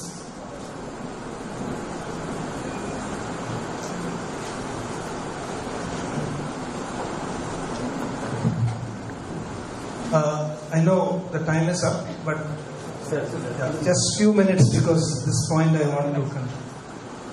See, Leena Ama causes silent disease. And today, this is our biggest problem. Our lifestyle is suitable for creating Leena Ama. What are the diseases of Leena Ama? They will be silent. Leena Tvat Karshya Vaivarnya Jatyadin Adadhavisa. Heart disease is a typical example of Leena Ama. In Leena Ama, until the moment the disease manifests, you will not know anything what is happening in your body. Stroke, cancer, then what are the diseases? Any other disease? Many of the autoimmune diseases, they don't happen one day suddenly. There is a long... So when a Leena Dosha becomes Alinam, so there is another disease, Leena Ama. This classification is very good to decide. Just by seeing the presentation of the disease, you can judge what type of Ama has caused the disease. It's a very simple clinical tool. See, whenever the disease is silent, you can conclude that it is Leena Ama. And you can do the Chikitsa Sutra for Leena Ama. What is the Chikitsa Sutra for Leena Ama? Dibani, Pachanai, Snehai, Tan, Swedaischa, Parishkradan. Then? Yes. Very good, very good. Yathasanna, Yatha Malam, Yatha Balam. Okay. So that is the principle. There you have to do the long-term Shodhana Bhajan.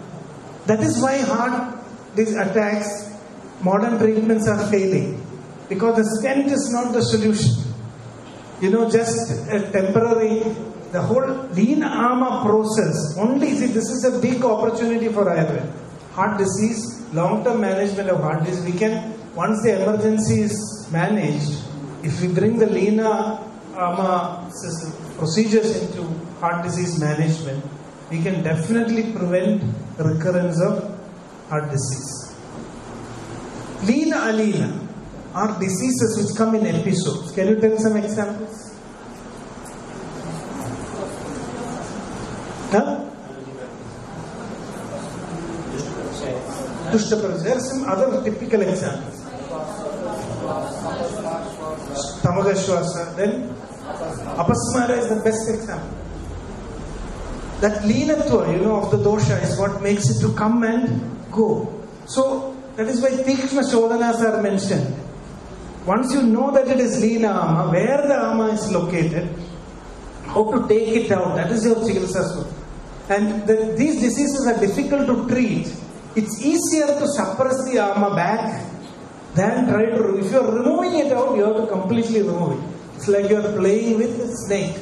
Prasuptam Krishna Sartam Sa Aragrena Paramrshe. So in an Avasmara Rogi, if your treatment is not perfect, you can activate a Leena Ama and it will make the disease very much aggravated. So if you are trying to cure it, then you have to really remove immediately and clear it. Otherwise, it is sometimes safe to just keep the Ama in check. So there are many diseases which are Leena. Then Alina Achala Ama. Achala Ama means Ama which is in our body, Dhatu, Srotas and Koshta. These are the locations of disease. When Ama is in Dhatu, it is Leena. When it is in Srotas, it is Alina Achala. When it starts moving to the Koshta, it is Chala. So Chala dosha creates acute disease. Alina Achala Ama creates chronic disease. Leena Ama creates episodic disease. And Leena Ama produces silent disease. So our goal is never allow Ama to become Leena in the body. So if you look at certain people living in certain communities, they don't get cancer, they don't get heart attack, they don't get exactly those diseases which we are getting in modern. So what is the secret? They are following a lifestyle in which they are not building up Leena Ama in the body. If you don't build Leena Ama in the body, you will never get any of these diseases. So cancer prevention, heart disease prevention, it's actually very simple with Ayurveda. This is a big contribution that we can make to society. Okay. With this I will conclude. You can think about it. My slides I will show you. There are many. And incomplete. I know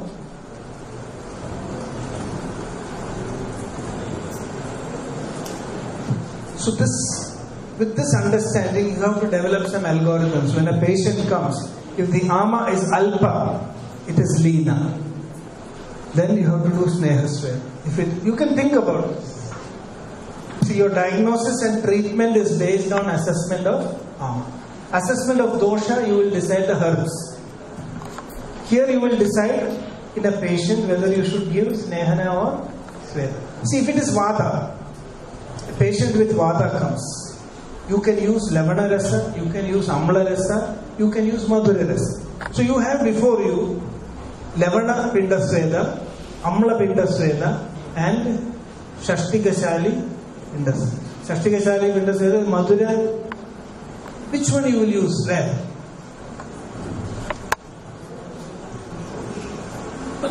The condition is Vata. All three are possible. Madhura, Amla and Lavana. Which is the most Ushna Rasa? Amla. Rasaha Kattumla Lavanaha Virye Noshna Yathodhanam. So which is most Ushna? Which is the rasa we use most little amongst the three? Kadu we use lot. Lavana, pinch of salt, very little. Body, because it's Ushna. Amla we use more. Kadu actually, if you go to Andhra, you will understand how much Kadu people are taking. Kadu is Lakhu. It is less Ushna, but because it's Ruksha, produces more problem. But we are eating more. So which we will use first? Where we will use Lavana Rasa?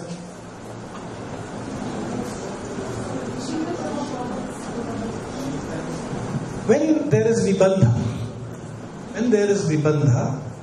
Lavana Rasa, because of its Ushna Guna, will remove the Vibandha.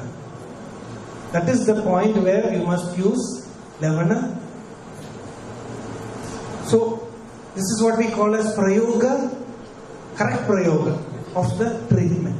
So, that is based on the Avastha. When there is Leena Ama in the body, in a Vata condition, ama leenatvam is there, then you have to use lavana.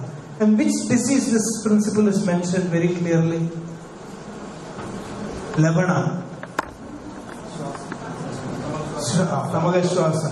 Snigdham. Because I was talking about Svedana, that is right. Artham, Lavana, Tailena. So that Leena Ama you remove. Then next rasa what we will use? Amla rasa. Why? Amla rasa Taikshnya Utpatya Marudam Jadigranani Srodamasi Taikshnya Utpatya Marudam Chiprame Vanilomayadi. Amla rasa will activate Vada. Utve Jayadi Jihvagram. That is not Amla. That is Kadu.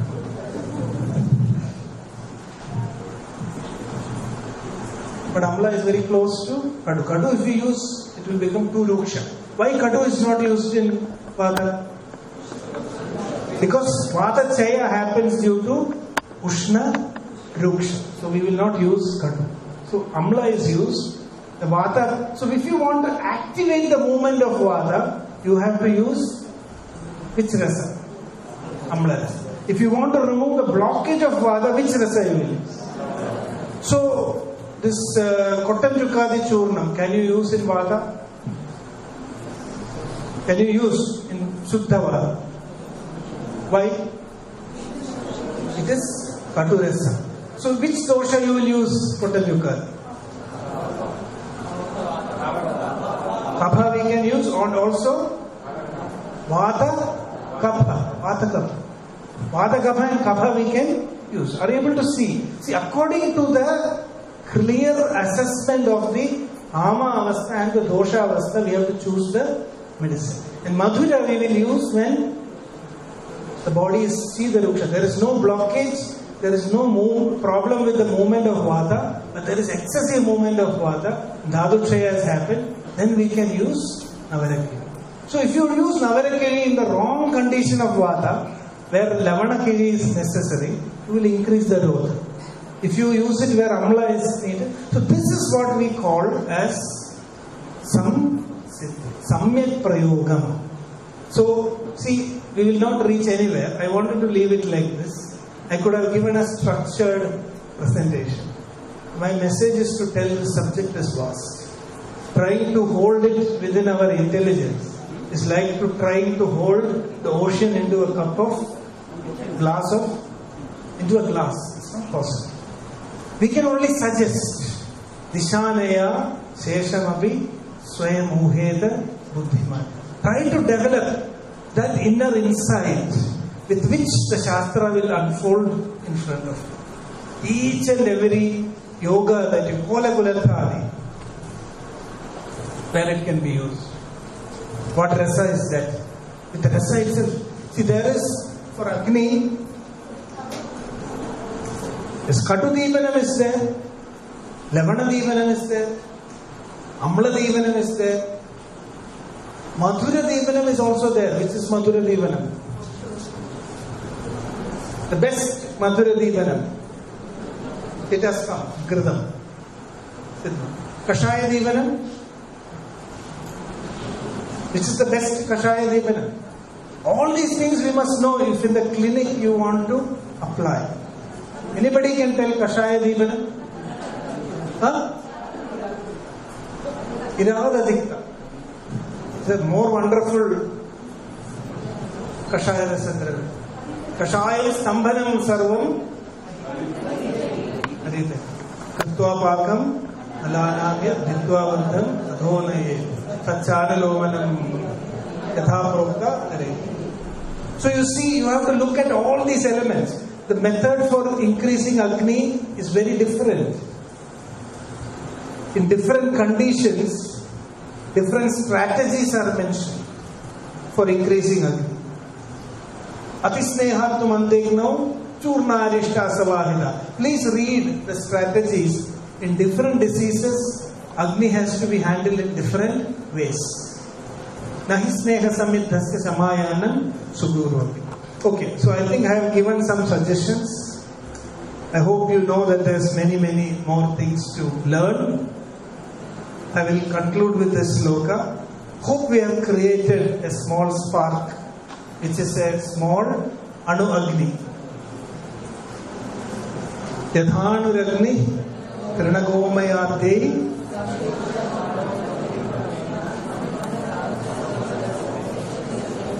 That is our task now.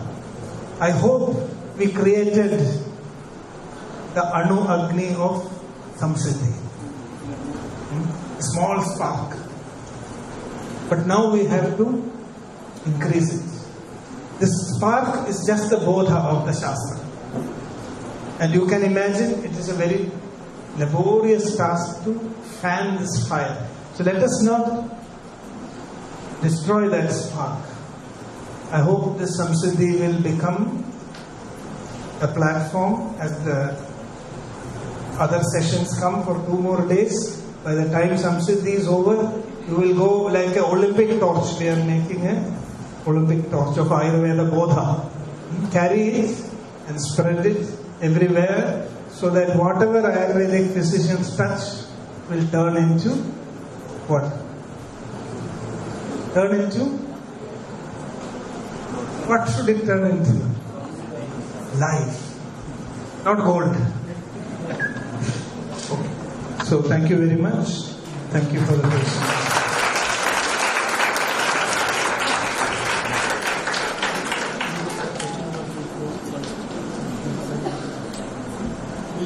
Time for questions, but I got a bit carried away. There's time? Anybody have any questions?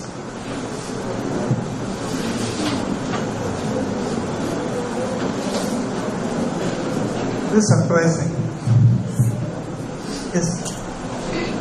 In your slide on Gunas, matrix, which you were explaining, everything was like opposite, like hot, cold.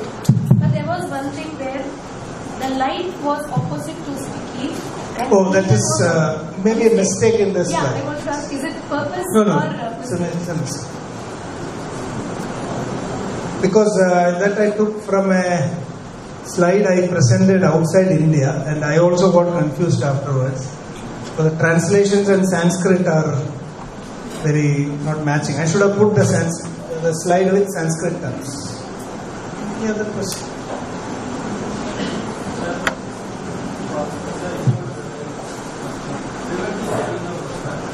I cannot hear.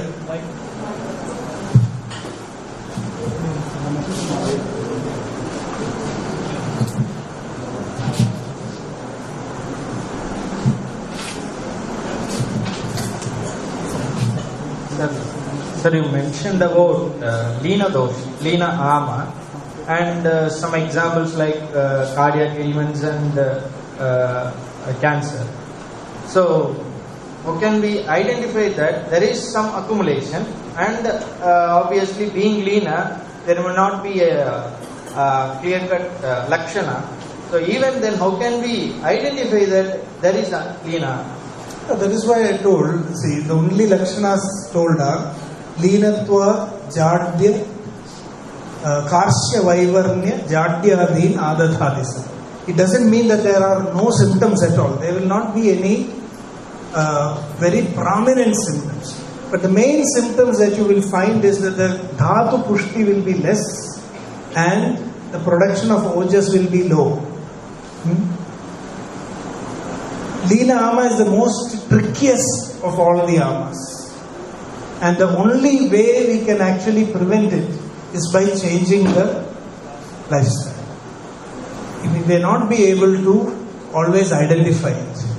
If you are very, very careful, Sushruta says, Doshadinam tu asamatam anumanena lakshaye aprasannendriyam vechya purusham ushalo vishak. So there will be some subtle symptoms in the quality of life. In the beginning you can say these are people who feel they are getting drained of energy. How much food ever they eat, these kind of patients come to you in your clinic. And if you go to an allopathic doctor, they will say it's a psychological problem. Lot of people feel sense of unwell.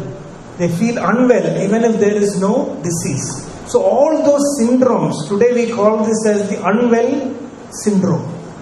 Without any change in any measurable physical parameters, when the patient is reporting feelings of lack of wellness, these are only the signs of Leena dosha. That is what our text says. So in that stage, how can you, if you ask them to make the corrections in their lifestyle, and if those symptoms disappear, then you can know that your treatment has worked.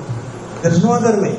Maybe we can in the future try to look at some markers, or one thing that one of the scientists was telling me is, in our blood vessels, there's something called as endothelial dysfunction. Endothelial dysfunction. This is a change that happens in blood vessels much before vessel damage happens and some disease manifests. So today, even in modern medicine, they are beginning to identify markers. In Ayurveda, we have told only clinical symptoms. So the Leena dosha symptoms are described. They are very subjective. If you are a very diligent physician and if the patient is also able to tell you those symptoms, you can identify. But today we are also beginning to identify many markers. So they say endothelial dysfunction happens much before a disease manifests. So if you are able to identify many tumors, breast cancer, prostate cancer, today it is possible to identify. In rheumatoid arthritis, there is a marker called anti-CCP. 3 years before the disease manifests, this will become positive. So you can use modern technology is one way if you want objective criteria. If you want to go the Ayurveda way, then you have to look at subjective symptoms and then try to prompt the patient to change the lifestyle. That is the only way. Sir, in diseases like Prameha and Kushta, how would this concept of Achara, Chal, Dosha be? Yes. See, Kushta and Prameha are what type of disease? Chronic. So now, according to our logic, what is the condition of the dosha? Achala, Alina. That is why it is continuous. But Kushta also can go from Achala, Alina to Leena. So sometimes the things will go. And Kushta can also go from Achala, Alina to Chalavasta. There is a sudden exacerbation. Sit down. So in Kushta and Prameha, doshas are in the Shakha. In Charaga Nidanam, 8 chapters are mentioned. Jwara, Raktapitta, Gulma, Koshtagata, then Prameha and Kushta, Shakha. In Prameha, the body is trying to remove the doshas through Mutra Marga, because Mutra is one of the other excretory organs. And in skin disease, body is trying to remove through the Sweda, the Twak. So, now this is what we understand, that when the doshas are Alina Achala, you get a continuous long-term skin problem. Okay, it will not be aggravating or suddenly the body is attempting to do two things. Either it is continuously fighting against the disease. In Ayurveda, diagnosis of a disease is not what has gone wrong, what is the body trying to do. So we look at the patient. If the body is trying to throw the doshas out through the skin, after a while body gets fed up. It says, now I want to clear the disease. So because the twak is nearest, it will push through that. Then you will get an acute skin disease. If the body gives up for some time, then the disease will settle, but it will be chronically seen. Sometimes body will succeed in making it leaner. Then for some time there will not be any disease. But unless the ama comes back into the koshta and we remove it, the disease will not get cured. And since skin diseases are usually caused by what type of ahara causes? Virodhina, Visheshena Virodhina. And Virodhi type of ahara, pachana is not possible. That is why in Kushta Chikitsa, Kushtinam Snehabanena Purvam Sarvam Upachare. So do the Utkleshana of the dosha. Vridhya Abhishandanat Paga Oshtam Vayoscha Nigrahat. Vayu Nigraha is very important. If the patient, skin disease patient, is mentally or physically irritated, when there is Ativata movement, this will be a trigger for the disease. That is why in Panchakarma, we tell patient, ambulatory Panchakarma is not acceptable in Ayurveda. walk in Panchakarma. It's not possible because rest is needed. Why? To bring the doshas from Shaka to Koshta, Vayu Nigraha is needed. Vayu Nigraha means rest. When you rest, the doshas will come to the Koshta and then you can remove it. This is the treatment in Kushta. By doing Utklesana of the dosha from the Shaka, bring the Prabhuda dosha into the Koshta and then remove it from there. And also in chronic skin disease, Dhatu Chaya will be there. That is why Snehais Chapyaye Chainam Kushtagnen Andara Prabhanjanas Tadhahyasya Nasya Deha Prabhanjana. Whenever you treat a Kushta Rogi, do the Utklesana, remove the dosha. Again do Snehapana, again remove. The Snehapana is very important because otherwise Vada Oba will happen. And once the Prabhuda dosha has been removed, then only you do the Pachana and other things. And then Iti Doshe Vijide Anta. Once the Koshta Shuddhi. So what we are doing in skin disease, completely changing the root of the ama, bringing it into the Koshta and removing. And after that, the manifestation will be. But this we have to repeat. That is why Pakshad. Exactly. Is it clear? So Prameha is another situation where the kleda is increased. And that is why actually in Prameha, according to Ayurveda, Apadarpana treatment is needed in the beginning stage. So when that load is gone, in Prameha the malas are more sukshma. So more than Shodhana, burning it is more important. That is why they say you have to do a lot of physical activity in the earlier stage. Sorry. Any other question or we can conclude? There is no Bhudagni Mandya. There is only Jadaragni Mandya. Bhudagni is in the, if you take mushroom has Bhudagni Mandya already.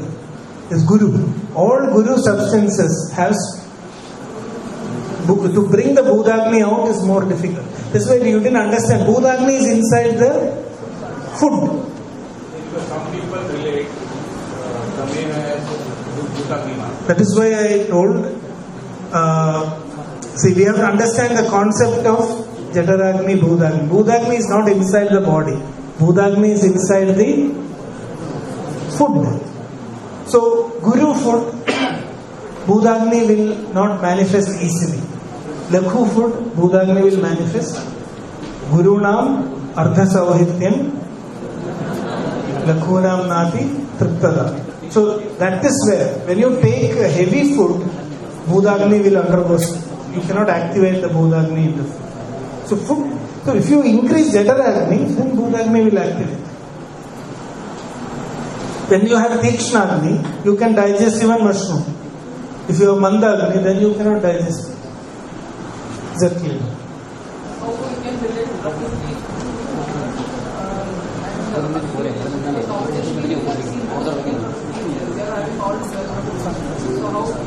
Yes, see, Agni is to a great extent influenced by Prakriti, but not always.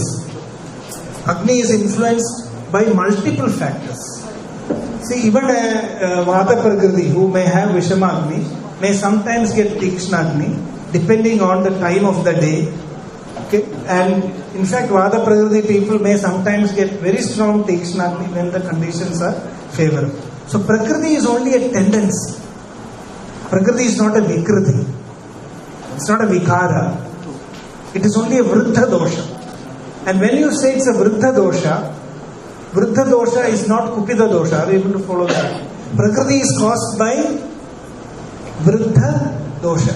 Vriddha dosha means tendency to create imbalance, which means if you don't take care, it will go into coma. So, any Prakriti can be managed. Like if you have Vata Prakriti, if you are doing a Vata Upakrama as your lifestyle, then your Vata will remain stable. Because Prakriti is caused by Vriddha Vata, not by Kupita Vata. Kupita Vata will cause not Prakriti, it will cause Vikriti. This is discussed in Rasavaiseshika Sutra. Rasavaiseshika Sutra distinguishes between Vriddha Dosha and Kupita Dosha. Prakriti is caused only by Vriddha Dosha, not Kupita dosha. Because of that, you can manage Prakriti. Is that clear? So a Vata person can prevent Vishamagni if he does Shamana to Vata. He has to do a little bit more Abhyanga. Eat foods which are more Vata Shamana. And his Agni will be stable. That is the use of knowing Prakriti. So, whenever a patient is coming to us, it is already Agni Marga is there, then and then only is having got disease. Yes, so we have to advise them according to your Prakriti what lifestyle they have to follow to prevent that particular dosha from becoming Kupita. So a Pitta person, we have to advise things that will keep his Pitta in check. So he can enjoy Samagni if he follows that lifestyle. But the problem for Prakriti, except Sama Prakriti, is slight change in their lifestyle can cause that problem. But they don't need to suffer all this. Lifestyle is a solution for your Prakriti. How we are going to explain arm to the We'll stop now.